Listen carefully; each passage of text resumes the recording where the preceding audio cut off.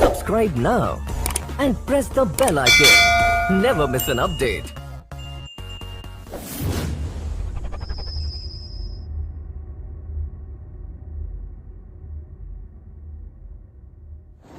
Good evening everyone.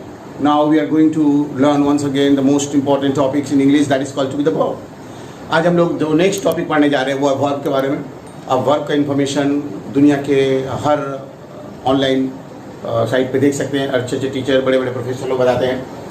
लेकिन मैं विश्वास के साथ कह सकता हूँ जो वर्ब के बारे में इन्फॉर्मेशन अभी लेने आप जा रहे हैं वो यूनिक है, वो इन पैरेलल है. आप किसी पर नहीं कह सकते. मैंने ऐसे इसके पहले देखा है. हम लोग जब वर्ब को पढ़ेंगे तो इस बात को एहसास करते हुए कि पूरे इंग्लिश में वर्ब दो तरह का होता है. जितना वर्ब के बारे में इसके पहले हम लोग वर्ब के जो भी इन्फॉर्मेशन हम लोग का हमारे पहले वीडियो में दिया जा चुका है, अब उस वर्ब के इन्फॉर्मेशन को और हम लोग प्रोसीड करेंगे और एक्सटेंड करेंगे. तो उस वर्ब के इन्फॉर्मेशन को जानने के लिए आपको बताया गया कि वर्ब दो तरह का होता है. एक होता है ट्रांजिटिव वर्ब और एक होता है इनट्रांजिटिव. तो इंग्लिश में दो तरह का वर्ब होता है. एक को कहते हैं ट्रांजिटिव वर्ब और दूसरे को कहते हैं इनट्रांजिटिव वर्ब. अगर किसी से पूछा जाए कि ट्रांजिटिव वर्ब क्या होता है, किसी से पूछा जाए इनट्रांजिटिव वर्ब क्या होता है, तो दुनिया में जितने भी लोग हैं सब लोगों ने अलग अलग इन्फॉर्मेशन दिया है ट्रांजिटिव और इनट्रांजिटिव वर्ब में. लेकिन हम लोग जो ट्रांजिटिव और इनट्रांजिटिव वर्ब इन्फॉर्मेशन इकट्ठा करने जा रहे हैं वो ये, आज के बाद अभी से मेन वर्ब के बारे में सोचना शुरू कीजिए. मेन वर्ब का मतलब होता है हिंदी में जिस भी शब्द के लास्ट में ना आता है, आना, जाना, खाना, पढ़ना, लिखना, उठना, बैठना, देखना, सोना, तो जिस भी शब्द के अंत में ना आता है इंग्लिश में उसी को मेन वर्ब कहते हैं. और जो मेन वर्ब होते हैं उन्हीं को दो भागों में बांटा गया है. एक को कहते हैं ट्रांजिटिव और एक को कहते हैं इनट्रांजिटिव. अब बोलेंगे सर ट्रांजिटिव माने, इनट्रांजिटिव मतलब, इसके लिए आपको कोई डिक्शनरी, इसके लिए कोई नेट, गूगल, मोबाइल या कोई बुक्स देखने की जरूरत नहीं है. आप सिर्फ 2 सेकेंड, 3 सेकेंड, 5 सेकेंड दीजिए, आपको समझ में आ जाएगा कि ट्रांजिटिव और इनट्रांजिटिव होता है. ट्रांजिटिव और इनट्रांजिटिव क्या होता है? जितने भी मेन वर्ब हैं, जिन मेन वर्बों में, मेन वर्बों के साथ ऑब्जेक्ट होते हैं, जिनके साथ ऑब्जेक्ट पाया जाता है वो ट्रांजिटिव वर्ब है, और जिनके साथ ऑब्जेक्ट नहीं पाया जाता है वो इनट्रांजिटिव है. क्या? ऑब्जेक्ट जिनके साथ पाया जाता है, जिन वर्बों के साथ ऑब्जेक्ट एसोसिएट रहता है वो ट्रांजिटिव है, जिनके साथ ऑब्जेक्ट नहीं रहता है वो इनट्रांजिटिव है. अब बोलेंगे सर ऑब्जेक्ट मतलब, ऑब्जेक्ट का मतलब मैंने पहले की वीडियो के डिस्क्रिप्शन में मैंने दे दिया है कि ऑब्जेक्ट दो तरह के होते हैं. एक होता है डायरेक्ट ऑब्जेक्ट, एक होता है इनडायरेक्ट ऑब्जेक्ट. लेकिन सर आप बोलेंगे सर पहले ऑब्जेक्ट है क्या, वो तो बताइए.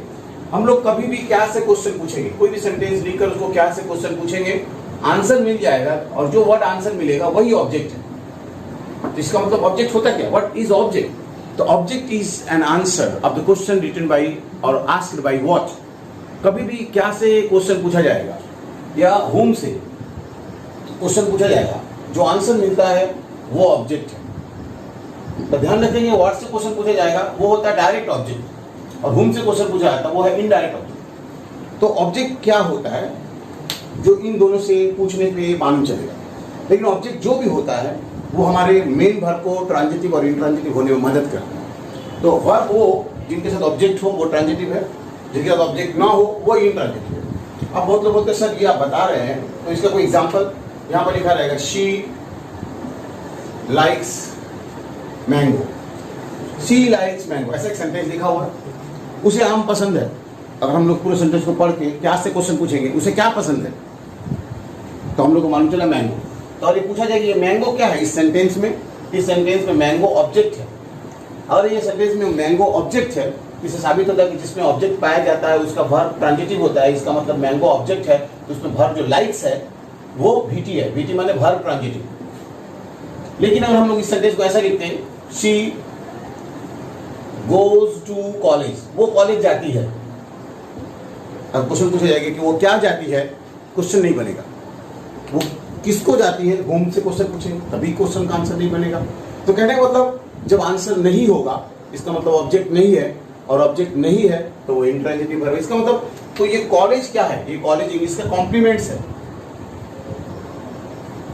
ये कॉम्प्लीमेंट है, ये ऑब्जेक्ट नहीं है. और जिस सेंटेंस में ऑब्जेक्ट नहीं होता है वो इंट्रांजिटिव वर्ब होता है. यहाँ पे गोज है VI है, VI मतलब वर्ब इंट्रांजिटिव.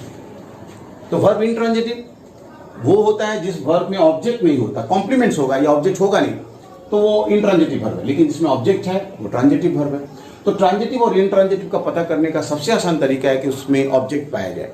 बहुत लोग सर हम लोग इतना ज्यादा कॉम्प्लिकेटेड हो गए हैं बहुत सारे वीडियो देखने के बाद, बहुत सारे टीचरों को सुनने के बाद, कि हम लोग डिसाइड नहीं कर पा रहे कि आप जो बोल रहे हो वो सही है ये जो दूसरे टीचर कहते हैं वो सही है। आपको किसी के बात को नहीं सुनना होगा, आप अपने दिल के बात को सुनिए। आप जो ज्ञान अर्जित किए उस ज्ञान के बात को सुनिए। जैसे आपके घर में अगर डिक्शनरी है, आप अपने डिक्शनरी को मेंटेन करते हैं। कभी कभार वो तो कहते हैं सर मेरे घर में डिक्शनरी है, जिस दिन से डिक्शनरी खरीदा सिर्फ उसी दिन देखा, उसका तो देख ही नहीं पाया, जरूरत ही नहीं पड़ा था। लेकिन आज के बाद ये जरूरत महसूस होगा। आपके घर में अगर डिक्शनरी है तो आज ही जाकर डिक्शनरी में ढूंढिए गो कहाँ लिखा हुआ है, कम कहाँ लिखा हुआ है, प्ले कहाँ लिखा हुआ है, रीड कहाँ लिखा हुआ। अब देखिएगा डिक्शनरी में ढूंढिएगा, जितना भी वर्ब डिक्शनरी में स्मॉल लेटर इटैलिक्स में लिखा रहता है, सभी वर्बों के पास। यहाँ लिखा रहेगा वी आई, यहाँ लिखा रहेगा वी आई, यहाँ लिखा रहेगा वी टी, यहाँ लिखा रहेगा वी टी। मतलब हर वर्ब के बगल में इटैलिक्स लेटर में ये मेंशन रहता है वी टी और वी आई कि ये वर्ब ट्रांजिटिव है, ये वर्ब इंट्रांजिटिव है। तो आप डिक्शनरी से कंसल्ट कीजिए कि जो वर्ब के बारे में आपने ट्रांजिटिव और इंट्रांजिटिव के नाम पे सीखा वो ऑब्जेक्ट है, वो ट्रांजिटिव है या वो विदाउट ऑब्जेक्ट का इंट्रांजिटिव है। आपको कंफर्मेशन वहां से हो जाएगा कि आप जो सीख रहे हैं वो कितना अच्छा सीख रहे हैं, आसानी से सीख रहे हैं। कोई भी कॉपी कलम किताब पर जरूरत नहीं है। आप सिर्फ कान को खोल के रखिए, कान के दरवाजे से दिमाग में पूरा का पूरा बात चला जाएगा दिल में, और वो बात आपको हमेशा के लिए याद रहेगा। ये नहीं कि सर बचपन में सुना था भूल गए, ऐसा नहीं है। आप आराम से देख कर सीख सकते हो। फिर भी बोलते सर हम डिक्शनरी को कहाँ कहाँ देखेंगे, हमको नहीं समझ में आता है। लेकिन उसके अलावा भी बहुत सारा तरीका है। आप देखेंगे कि जिस वर्ब के साथ, अगर किसी वर्ब के साथ प्रीपोजिशन नहीं है तो वो ट्रांजिटिव है, और जिस वर्ब के साथ प्रीपोजिशन है तो वो इंट्रांजिटिव। ठीक यहां पर जिसको काटा गया है, यहां काटा गया है, तो जिसमें ऑब्जेक्ट है वो ट्रांजिटिव है, जिसमें प्रीपोजिशन नहीं है वो ट्रांजिटिव है। जिसमें ऑब्जेक्ट नहीं है वो इंट्रांजिटिव है, जिसमें प्रीपोजिशन है वो इंट्रांजिटिव है। इसका मतलब एक जगह है दूसरी जगह नहीं है। अब कौन है कौन नहीं है ये स्पष्ट रूप से लिखा हुआ है, इसको अच्छी तरह से समझ लाएंगे और ये ट्रांजिटिव और इंट्रांजिटिव को एक्सप्लेन करने में फायदा होगा। आप पूछेंगे सर ये ट्रांजिटिव इंट्रांजिटिव बताया आपने, बहुत अच्छी तरह से बताया, समझ में आ गया, लेकिन सर क्यों सिखा रहे हैं आपको, इससे फायदा क्या होगा? इससे जो फायदा होगा वही फायदा होगा जिससे जितने भी हिंदी मीडियम वाले स्टूडेंट हैं उनको अगर गुणा करना सिखाया जाएगा तो उसको सबसे पहले पहाड़ा आना चाहिए। अगर पहाड़ा आएगा तभी गुणा करना सीख पाएंगे। ये हम लोग का पहाड़ा है। अब गुणा क्या है, गुणा करना किसे कहते हैं वो हम लोग बाद में सीखेंगे, नेक्स्ट वीडियो में आप देख पाएंगे। Thank you.